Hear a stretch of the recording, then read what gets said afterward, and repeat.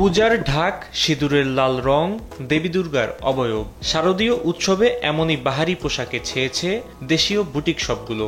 শরতের নীল আকাশ, কাশফুলের সাদা রঙের ছোঁয়া আর উৎসবের বাহারি রঙের ব্যবহার ছিল এবারের পূজা উৎসবের শাড়ি, সালোয়ার কামিজ, পাঞ্জাবিতে।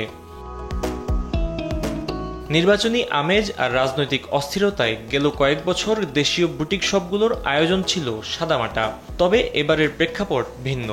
এবারের থিমগুলো ছিল প্রতিমার ছবি, নকশি পিঠা এবং ওম দিয়ে ডিজাইন করা।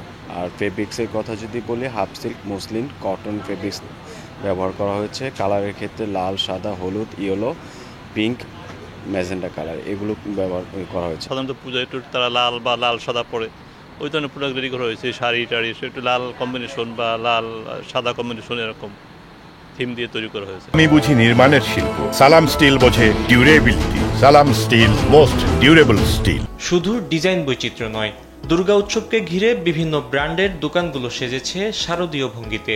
আর তাই তো এবার বিক্রিও বেশ। ব্যবসায়ীরা বলছেন গেল বছরের তুলনায় অন্তত 15 থেকে 20% বেড়েছে বিক্রি।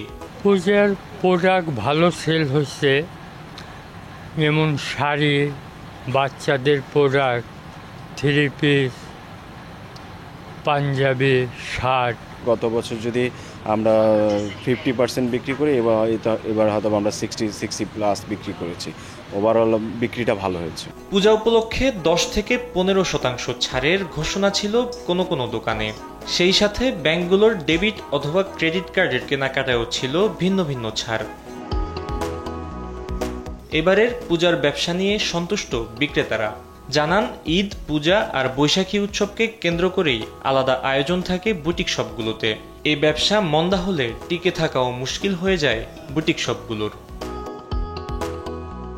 ফাহিম ইউসুফ, দেশ টিভি, ঢাকা।